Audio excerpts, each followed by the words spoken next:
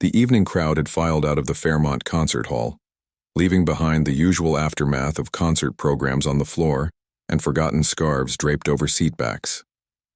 The grand space, which had minutes ago vibrated with Beethoven's Symphony No. 7, now settled into a different kind of quiet, the kind that seemed to hold the ghost notes of what had just filled it.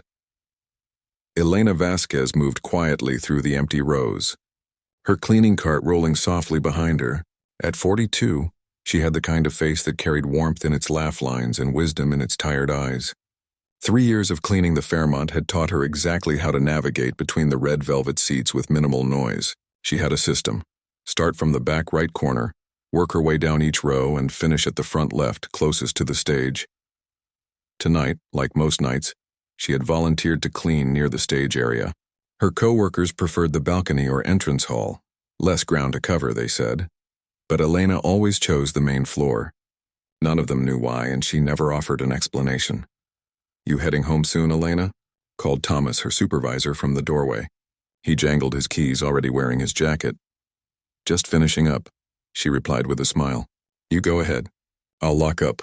Thomas nodded, used to this routine. "Don't stay too late. Building security does their rounds at midnight." When the heavy doors closed behind him, Elena continued her work with practiced efficiency. The floor was spotless in under an hour. But instead of gathering her things and leaving, she did what she always did when alone in the concert hall. She sat in the front row, center seat, and gazed at the magnificent grand piano on stage. The Steinway concert grand piano gleamed under the single light left on above the stage. Its polished ebony surface reflected the light like black water. Elena had cleaned around it hundreds of times, dusting its closed lid with reverence, but she had never once touched its keys. Tonight, she allowed herself to remember. Before coming to this country, before cleaning jobs and rented rooms and sending money back home, she had been someone else. Someone who understood what those 88 keys could do when touched by hands that knew their power. The security guard wouldn't make his rounds for another hour. Elena glanced at her watch, then at the empty hall. She quietly climbed the steps to the stage, her heart beating faster with each step. She wouldn't play, she never did, but she could get closer. The stage felt different under her feet. The wooden boards seemed to hold the footsteps of countless musicians who had stood exactly where she stood now. Elena moved to the piano and carefully, almost fearfully, ran her fingertips along its smooth edge. The cleaning cart and yellow caution wet floor sign suddenly looked very far away. Up here she was in a different world. From her apron pocket, Elena pulled out a small cloth. Not her cleaning rag, but a soft handkerchief she'd brought from home. She gently, lovingly wiped away the fingerprints left on the piano surface by that night's performer. As she worked, her mind drifted back to a small apartment thousands of miles away, where a much younger Elena had sat at an upright piano with chipped ivory keys. Her father had bought it second-hand, spending 3 months' wages for his daughter who showed such promise. Her mother had thought it wasteful, but when Elena played, even she fell silent.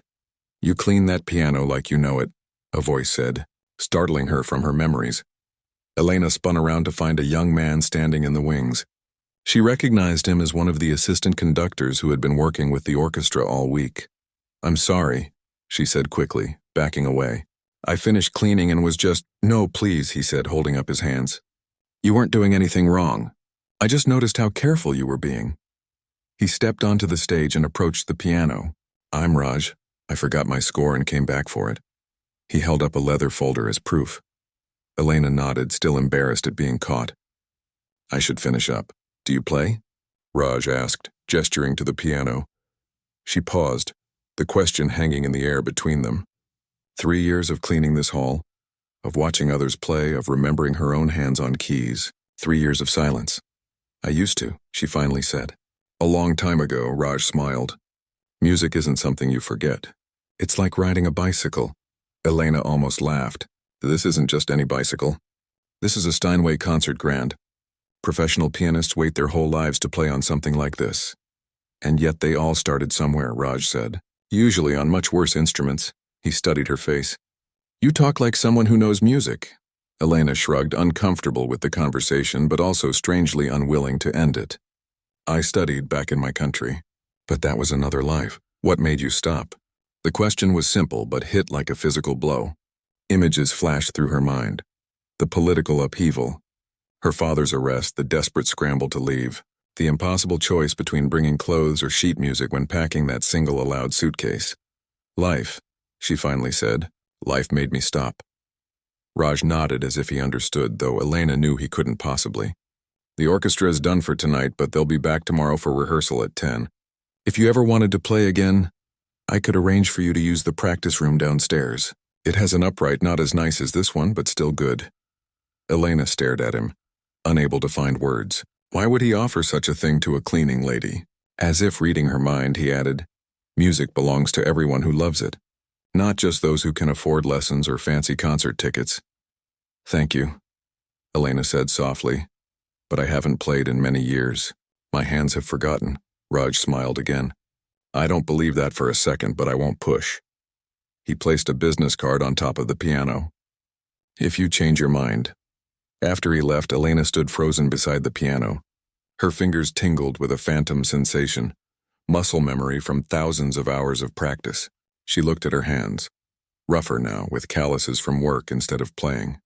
Nails cut practical and short instead of carefully maintained for the keyboard. She picked up Raj's card and, after a moment's hesitation, tucked it into her pocket. Then, with one last glance at the magnificent instrument, she returned to her cleaning cart and pushed it toward the exit. Outside the Fairmont, the night air was cool against her face. Elena walked to the bus stop, her mind still filled with music she hadn't allowed herself to hear in years. The bus was nearly empty this late. She took a seat near the back and leaned her head against the window, watching the city lights blur as they moved. Home was a small apartment she shared with two other women, both immigrants like herself, all working multiple jobs to support families elsewhere. The lights were off when she entered, her roommates already asleep. Elena moved quietly to her corner of the shared bedroom, where a twin bed and small dresser contained her entire life in this country. From beneath her bed, she pulled out a shoebox. Inside was a stack of wrinkled photographs, a few letters, and buried at the bottom, a folded piece of yellowed sheet music, Chopin's Nocturne in E-flat major, the last piece she had been learning before everything changed. Elena ran her fingers over the notes on the page, hearing them in her mind as clearly as if they were being played aloud. Her hands moved slightly in her lap, fingers pressing invisible keys. For just a moment, she allowed herself to imagine what it would feel like to play again, to release all the music that had been building inside her for years. The thought both terrified and exhilarated her. She refolded the sheet music carefully and returned it to the box, sliding it back under her bed. Tomorrow would be another day of cleaning, of watching others make music while she remained silent. But tonight, for the first time in years, Elena fell asleep with melodies dancing through her mind and the weight of Raj's business card in her pocket. A small, unexpected bridge between the life she lived and the life she had left behind. As she drifted off to sleep, she couldn't know that in just a few days, her carefully constructed world would be turned upside down by an arrogant pianist joke, and her own buried courage finally finding its voice. The news spread through the Fairmont concert hall like wildfire. Victor Harlow was coming for a week-long residency. Posters with his stern face appeared overnight in the lobby. Extra security was hired. Even the regular cleaning schedule was adjusted to accommodate his specific requests. He wants the piano tuned twice a day, Thomas told the cleaning staff during their morning meeting. And nobody is to enter while he's practicing. Nobody. Elena nodded along with the others, but inside her heart was racing. Victor Harlow was a legend, a pianist whose recordings she had studied years ago. His technique was flawless, though critics often said his playing lacked heart. Still, to hear him in person would be a rare gift. That evening, Elena took special care cleaning the auditorium. The concert hall had been closed to the public all afternoon, so Harlow could rehearse with the orchestra. Now, even the musicians had gone home, leaving the space in that special kind of emptiness that follows music, not quite silent, as if the notes still hung in the air. She was dusting the back row when the main doors swung open. A small group entered, talking among themselves. Elena immediately recognized Victor Harlow in the center. He was shorter than she expected, with thick silver hair and the confident walk of someone who knows his own importance. 3 people surrounded him, a young woman carrying folders, an older man with glasses, and a younger man who laughed too loudly at everything Harlow said. Elena kept her head down, continuing her work while watching from the corner of her eye. She hadn't expected anyone to return tonight. "The acoustics are acceptable," Harlow was saying as they walked down the center aisle, "though not as good as Vienna, of course." "Of course not," agreed the young man quickly. "Nothing compares to Vienna." They continued toward the stage, seemingly unaware of Elena's presence. The group climbed the stairs to the stage, where Harlow immediately went to the piano. He ran his hand along its surface, then frowned. "There are smudges," he said sharply. "I specifically requested that the instrument be kept pristine." The woman with the folders looked alarmed. "I'll speak to management immediately." "Don't bother," Harlow sighed. "I've brought my own cleaning cloth." From his pocket, he produced a black microfiber cloth and began gently wiping the piano's surface. Elena felt a flash of embarrassment. She had cleaned the piano just that morning, using the special polish required for such instruments. Had she missed something? She continued working, moving closer to the stage now, hoping to remain unnoticed. But as she reached for a program someone had wedged between 2 seats, it slipped from her fingers and fluttered to the floor. 4 heads turned in her direction. "Excuse me," the woman with folders called out, her voice sharp with authority. "This area is closed for cleaning right now." Elena straightened up. "I am the cleaner," she said, gesturing to her cart. "Well, you'll have to come back later," the woman replied. "Mr. Harlow requires privacy." Before Elena could respond, Harlow himself spoke. "It's fine, Diane, let her work." He peered at Elena with mild curiosity. "Just try to be quiet." "Yes, sir." "Thank you," Elena said, dropping her gaze. She continued cleaning, moving more slowly now, secretly glad for the chance to observe the famous pianist up close. Harlow sat at the bench, adjusted it to his liking, then stretched his fingers. Without preamble, he began to play. Not a piece from his upcoming concert, but something lighter, jazzier. Elena recognized it as Gershwin. His hands moved with effortless precision, each note perfectly placed. "Still too bright in the upper register," he muttered, stopping abruptly. "Anton, make a note to have the technician look at it again tomorrow." The older man with glasses nodded, writing something down. Elena had worked her way to the front row now. Despite her best efforts to be invisible, she found herself pausing, dustcloth forgotten in her hand, watching Harlow's technique with professional interest. He began again, this time playing Chopin, the Fantasy Impromptu, one of Elena's favorites. She knew every note by heart. Without realizing it, her fingers began to move slightly at her side, muscle memory taking over. When Harlow reached a particularly difficult passage, he played it with technical brilliance but missed something in the phrasing, a subtle rise and fall that should have been there. Elena's brow furrowed slightly, then disaster. As Harlow leaned into the music, his elbow knocked over a glass of water someone had left on the piano. Water splashed across the keys. "Damn it!" he shouted, jumping up. "Towel, quickly!" His assistant scrambled, but Elena was faster. She rushed to the stage with her clean rags, climbing the steps 2 at a time. "Let me," she said gently but firmly, moving between Harlow and the piano.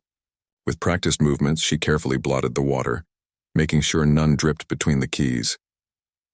"You need to get under the keys too," she said, forgetting herself in the moment. "Water can damage the action." Harlow stared at her.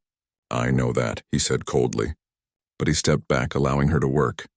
Elena finished drying the piano, then inspected the keys. "It should be fine," she said. The water didn't go deep. The 4 people on stage looked at her with new interest.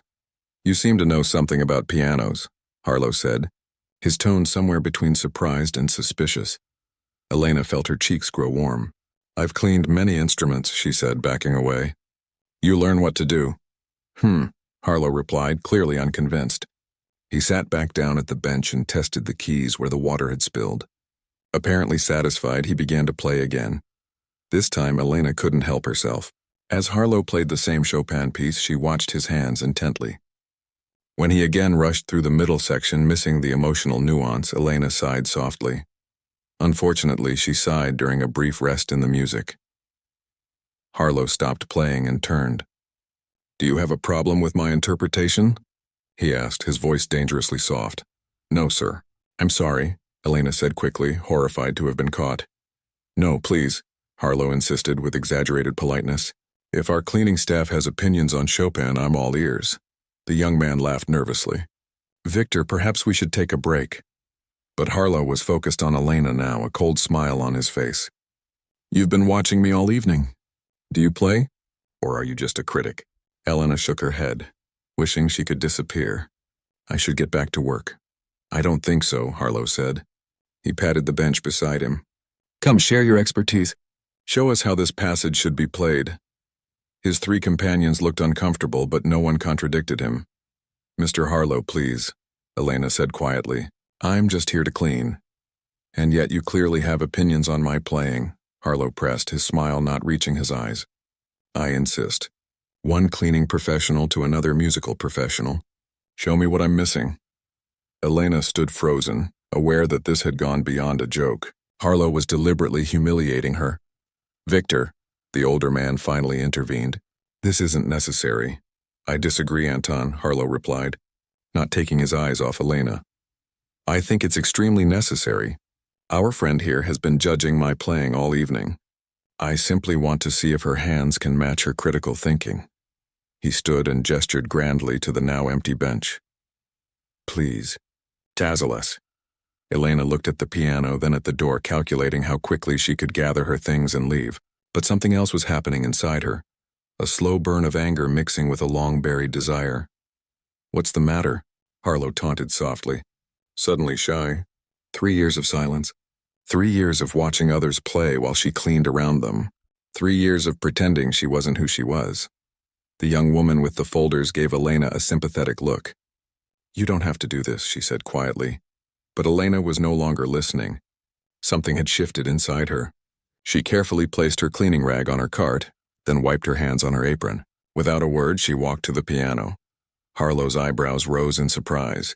He clearly hadn't expected her to accept his challenge. He stepped back, exchanging amused glances with the young man.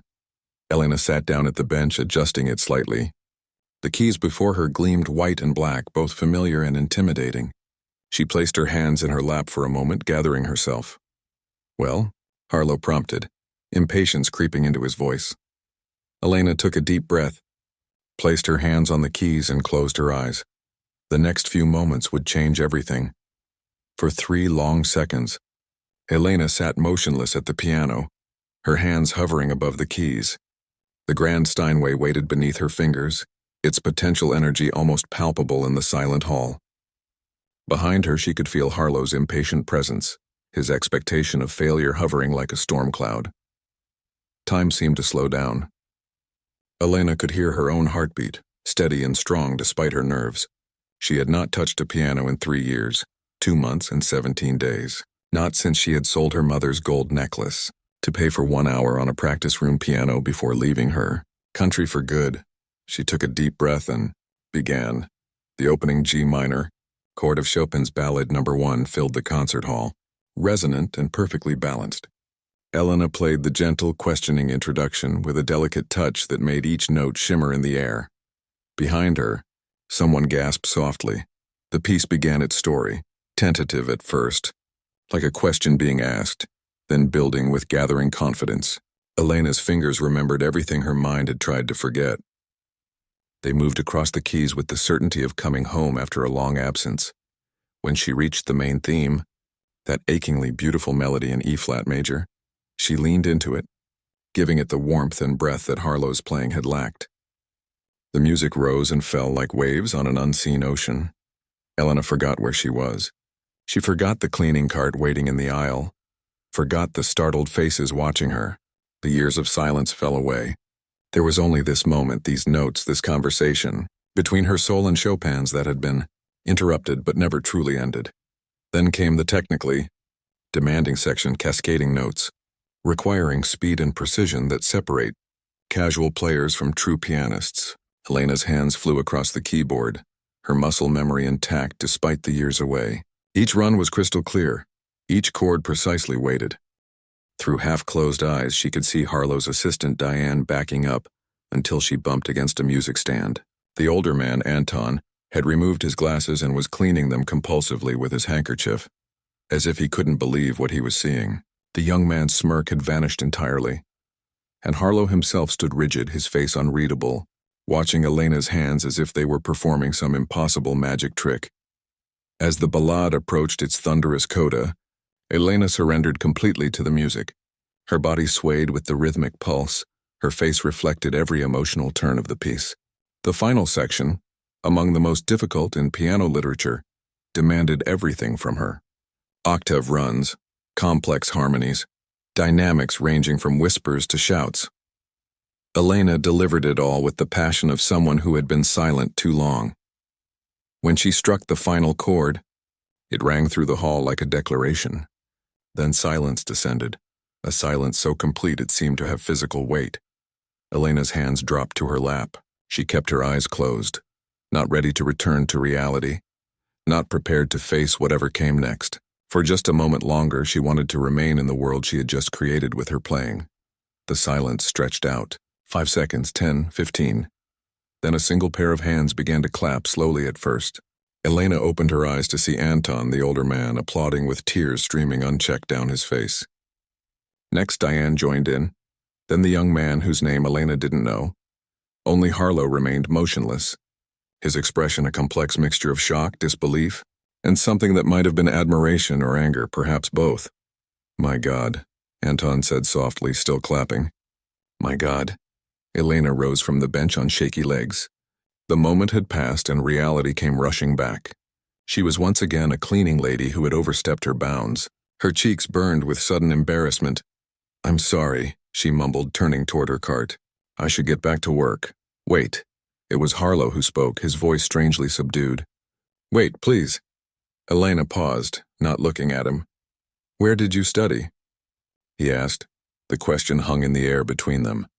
Elena closed her eyes briefly, memories washing over her. The conservatory with its peeling paint and broken windows, the ancient upright pianos that were never quite in tune, the brilliant teachers who taught for love rather than money. "The National Conservatory," she finally answered. "In my country, which was—" Diane asked gently. Elena hesitated, then named her homeland, a place that had once been peaceful before politics and violence tore it apart. "I've heard of that conservatory," Anton said, his voice filled with respect. "They've produced some fine musicians over the years." "Yes," Elena agreed, a flash of pride breaking through her embarrassment. "We had wonderful teachers." Harlow was staring at her as if seeing her for the first time. "And now you clean floors," he stated flatly. The word stung, but Elena lifted her chin. "Yes," she said simply. "Now I clean floors." "Why?" Harlow demanded. The young man cleared his throat uncomfortably. "Victor, perhaps that's not—" "No, I want to know," Harlow insisted. "Someone doesn't play like that and then just stop. What happened?" Elena looked at him directly now. "Life happened, Mr. Harlow.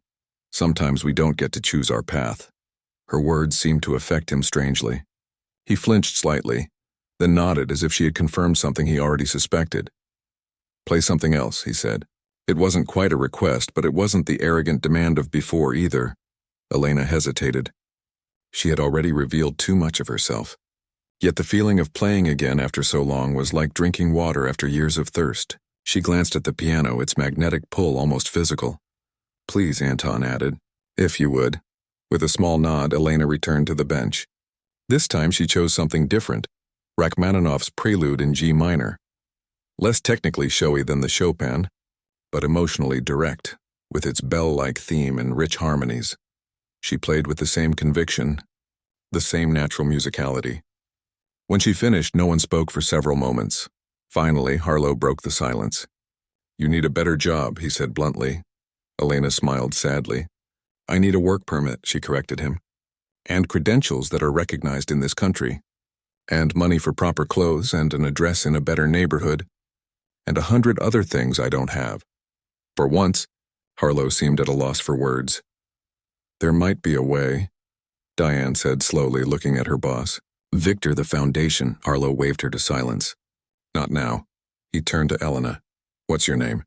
"Elena Vasquez." "Well, Elena Vasquez," he said, rolling her name carefully on his tongue. "You've given me something to think about, and that doesn't happen often." He reached into his jacket pocket and pulled out a small card. "My private number," he explained, handing it to her. "Call me tomorrow morning at 9. Elena took the card cautiously. "Why?" "Because I have some ideas," Harlow replied. "And because I owe you an apology, which I rarely give and never publicly. So consider yourself special." Before Elena could respond, Harlow turned to his assistants. "We're done for tonight. Let's go." As they gathered their things, Anton paused beside Elena. "That was truly extraordinary," he said quietly. "Don't give up again. The world needs your music." Then they were gone, leaving Elena alone on the stage with the piano and a business card she was afraid to trust. She returned to her cleaning cart in a daze. The rest of her shift passed in a blur. She wiped down seats and vacuumed aisles mechanically, her mind replaying what had just happened again and again. By the time she locked up the concert hall, it was past midnight. The night air felt different on her skin somehow, as if the world itself had changed while she was inside. Or perhaps it was Elena who had changed. On the bus ride home, she took out Harlow's card and studied it. His name was embossed in elegant black letters, the phone number printed beneath. Such a small thing to hold such enormous possibility. Would she call? Could she dare to hope that something might come of this strange encounter?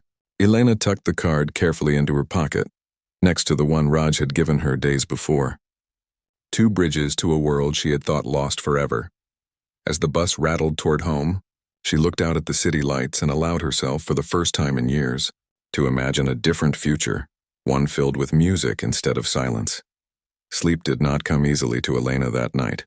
She lay awake in her small bed, replaying the evening's events while her roommate slept nearby, unaware that their quiet companion's life had just tilted on its axis. The feeling of the piano keys beneath her fingers lingered like a phantom sensation. 3 years of silence broken in an instant of courage or perhaps foolishness. When her alarm buzzed at 6, Elena had barely slept 2 hours. Still, she felt strangely alert as she prepared for her morning cleaning job at an office building downtown. As she left the apartment, she tucked Harlow's business card into her pocket, though she hadn't yet decided if she would use it. The morning passed in a fog of routine. Elena moved through the office hallways with her cart, emptying trash bins and wiping down surfaces. A few early workers nodded to her. Most didn't look up from their screens. She was invisible again, as she had been every day before yesterday. At 8:30, Elena took her break in the empty break room. She sat at a scratched table with her cup of tea, Harlow's card placed before her like a challenge. The embossed numbers seemed to shimmer under the fluorescent lights. To call or not to call? What could Harlow really offer her, and why would he bother? Perhaps it was just another joke at her expense. Or worse, perhaps he wanted something from her that she wasn't willing to give. But the memory of playing again after so long, that feeling couldn't be denied. Her fingers had remembered what her mind had tried to forget. She was a musician. Had always been a musician, even when cleaning floors. At 8:55, Elena took a deep breath and picked up her phone. She dialed the number before she could change her mind. He answered on the second ring. "Victor Harlow." "Mr. Harlow, this is Elena Vasquez. From last night." A pause. Then, "Yes, Ms. Vasquez, thank you for calling." His voice sounded different on the phone, less imperious, more human. "Are you available to meet today?" Elena glanced at her cleaning cart waiting in the hallway. "I work until 3. I have a meeting with the symphony board at 5. Could you come to the Fairmont at 4? "We can use one of the practice rooms." Elena hesitated. "What is this about, Mr. Harlow?" Another pause. "It's about music, Ms. Vasquez, your music. I think we may be able to help each other." Help each other? What could she possibly offer someone like Victor Harlow? But curiosity won out over caution. 4 o'clock, she agreed. "I'll be there." The rest of her shift crawled by. For the first time in years, Elena's mind wasn't on her work. Twice her supervisor had to remind her about missed spots. "Everything okay?" he asked after the second time. "You seem distracted today." "Just tired," Elena replied with a small smile. "I'll be more careful." At 3, she hurried home to shower and change. She owned few nice clothes. Most of her money went to rent and sending help back home. But she found a simple blue dress that she had worn to a cousin's wedding last year. It would have to do. Elena arrived at the Fairmont at 10 minutes to 4. The afternoon sunshine bathed the concert hall's facade in golden light. Yesterday she had entered through the service entrance at the back, as she always did for her evening shift. Today, for the first time, she climbed the main steps and walked through the grand front doors. The lobby attendant looked up in surprise. "Can I help you?" "I'm here to see Mr. Harlow," Elena said, trying to sound more confident than she felt. "I'm Elena Vasquez." Recognition flickered across the attendant's face. "Oh, yes, Ms. Vasquez. Mr. Harlow mentioned you would be coming." He lifted a phone. "I'll let him know you're here." 3 minutes later, Diane appeared in the lobby. Her professional demeanor had softened somewhat since the night before. "Elena, thank you for coming," she said, extending her hand. "Victor is in practice room C. Let me take you there." They walked together down a hallway Elena had cleaned many times but never really belonged in. The practice rooms were on the lower level, away from the public areas. "About last night," Diane said as they descended the stairs. "I want to apologize for how that situation began. It was inappropriate." Elena nodded, unsure what to say. "But," Diane continued, "I'm very glad it happened. Your playing was—" She searched for the right word. "Revelatory." They reached a door marked C. Diane knocked once, then opened it. The practice room was smaller than Elena had imagined. Just enough space for a baby grand piano, a few chairs, and a small table.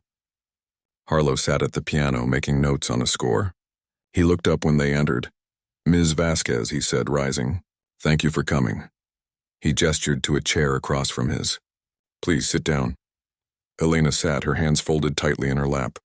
The room felt too small for the three of them and the piano. "I'll get the tea," Diane said, slipping out and closing the door behind her. Alone with Harlow, Elena found herself studying him more carefully than she had dared to before. In the softer light of the practice room, she could see the fine lines around his eyes, the slight tremor in his right hand that he tried to hide. He looked tired, but his eyes were clearer than they had been last night, more focused. "I've been thinking about your situation," he said without preamble, "and I believe I can offer you something that might be of interest." Elena waited, her face carefully neutral. "I run a foundation," Harlow continued. "The Harlow Musical Excellence Foundation. We provide scholarships and opportunities for musicians facing unusual obstacles." He slid a glossy brochure across the table. Elena picked it up cautiously. The cover showed young musicians from various backgrounds, instruments in hand, faces glowing with possibility. "You would certainly qualify," Harlow said. "We could help with your work permit situation, provide a stipend for living expenses while you study, perhaps arrange some teaching opportunities once you've received proper certification." Elena's heart began to race. It sounded too good to be true. "Why would you do this for me?" she asked bluntly. Harlow looked slightly taken aback by her directness. He considered his answer carefully.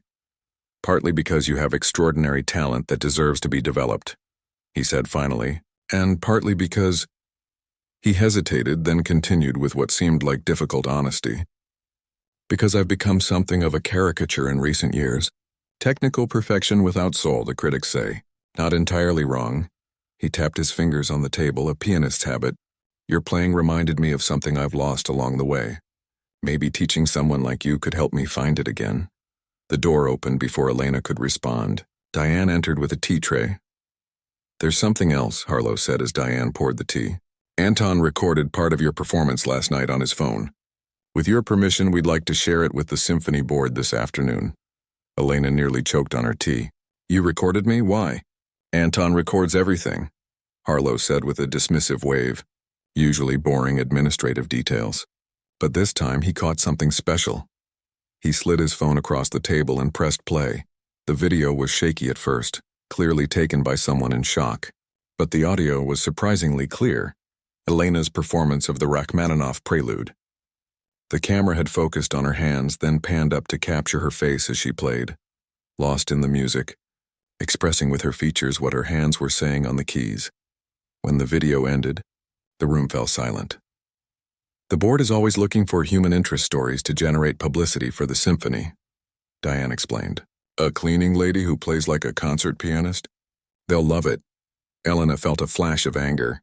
"I'm not a sideshow attraction." "No," Harlow agreed quickly. "You're a serious musician who deserves to be taken seriously. That's exactly what we're trying to do." Elena stared at the brochure in her hands, then at Harlow's phone with its captured proof of her playing. And what would be expected of me? To study. To practice. To perform when ready, Harlow listed. The foundation would cover your expenses for 2 years. After that, you'd be expected to contribute to our mission in some way. Teaching, community outreach, whatever suits your talents. It sounded like a dream. But Elena had learned the hard way that dreams often come with hidden costs. I need time to think, she said. Harlow nodded. The board meeting is at 5. I'll present your case with or without the video, but having your permission would make it stronger. Elena took a deep breath. After years of caution and careful invisibility, she was being asked to step into the light. You can show the video, she decided. And thank you for the opportunity. I'll let you know my decision tomorrow. As she left the practice room, Elena felt lighter somehow, as if shedding a weight she had carried for too long. Whether she accepted Harlow's offer or not, something had already changed. She had played again. People had heard her. She existed as a musician once more. The night after meeting with Harlow, Elena sat at her tiny kitchen table long after her roommates had gone to bed. Before her lay the foundation brochure, Harlow's business card, and a worn photograph of her family standing in front of their modest home. Her father's arm draped proudly around her shoulders on the day she was accepted to the conservatory. What would you tell me to do, Papa? She whispered to the image. The answer came easily, in her father's gentle voice that she could still hear despite the years and distance. Music is not what you do, Elena, it is who you are. By morning, her decision was made. The next 6 months passed in a whirlwind of change. The symphony board had unanimously approved her scholarship after seeing the video. Within weeks, Elena had a student visa, a small stipend, and a schedule packed with lessons, practice sessions, and music theory classes. She kept her cleaning job at the Fairmont 3 nights a week, partly from caution, partly from pride. I'm not ashamed of honest work, she told Harlow when he suggested she quit. And I'm not taking anything for granted. Today was different, though. Today, for the first time, Elena entered the concert hall as neither cleaner nor student, but as a performer. The Fairmont's annual New Voices concert was a modest affair compared to the symphony's regular programming. A Sunday afternoon event featuring promising students and emerging artists. But for Elena, it might as well have been Carnegie Hall. Backstage, she peeked through the curtain at the gathering audience. The hall was nearly full, which surprised her for a student showcase. In the third row, she spotted Thomas and several of her co-workers from the cleaning staff, dressed in their Sunday best, chatting excitedly. Nervous? The voice behind her belonged to Raj, who had become something of a friend over these past months. It was his business card, gathering dust in her drawer, that had first made her believe someone might see her as more than a cleaner. Terrified, Elena admitted, smoothing her simple black dress, the first concert attire she had owned since leaving her country. Good. Raj smiled. That means you care. Channel it into your playing. A stagehand signaled 5 minutes until showtime. Elena took a deep breath and retreated to a quiet corner where her sheet music lay open, though she wouldn't need it. She had chosen Chopin's Nocturne in C minor, a piece that spoke of longing and hope in equal measure. She knew every note by heart. Anton appeared, clipboard in hand. You're 4th in the program, he reminded her. Right after the young violinist. As the symphony's assistant conductor, Anton had taken a special interest in Elena's progress, sometimes sitting in on her lessons, offering gentle suggestions. You're ready for this, he added, patting her shoulder before hurrying off to handle some backstage crisis. Elena closed her eyes, centering herself. The sounds around her faded as she mentally played through her piece one last time. Ms. Vasquez, she opened her eyes. Victor Harlow stood before her, immaculate in a charcoal suit. Their relationship had evolved over the months from awkward to respectful, though never quite warm. He remained a demanding mentor, pushing her harder than her other teachers, accepting nothing less than excellence. Mr. Harlow, she acknowledged. There's someone here who would like to wish you luck. He stepped aside to reveal a small woman with silver-streaked hair and Elena's same dark eyes. Elena gasped. Mama? Her mother stood uncertainly, a shy smile on her weathered face. Elena, mi hija. How? Elena looked from her mother to Harlow in confusion. The foundation arranged it. Harlow explained, the faintest hint of smugness in his voice. A 3-week visitor visa. She arrived this morning. Elena embraced her mother, tears threatening to ruin her carefully applied makeup. They spoke rapidly in their native language, 6 years of separation compressed into seconds of connection. "I'll leave you two," Harlow said, backing away. 3 minutes, Ms. Vasquez." When he was gone, Elena's mother held her at arm's length. "He is a strange man, this Harlow," she said in their language. "So cold, but he spoke beautifully of your playing. He said I should be very proud. Are you?" Elena asked, suddenly feeling like a child again. "Proud of me?" Her mother touched her cheek gently.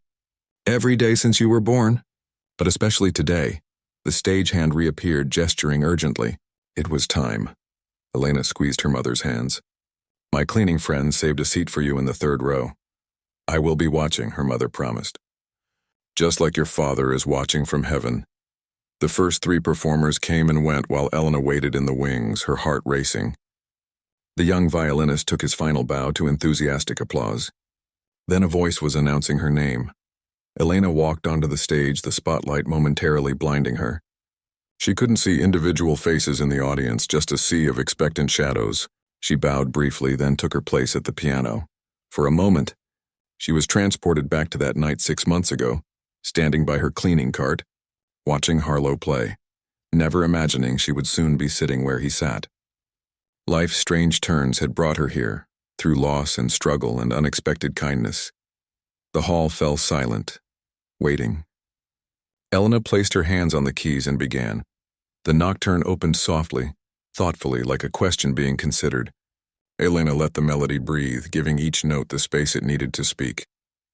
This was not about technical brilliance, it was about storytelling, about sharing her journey through Chopin's language.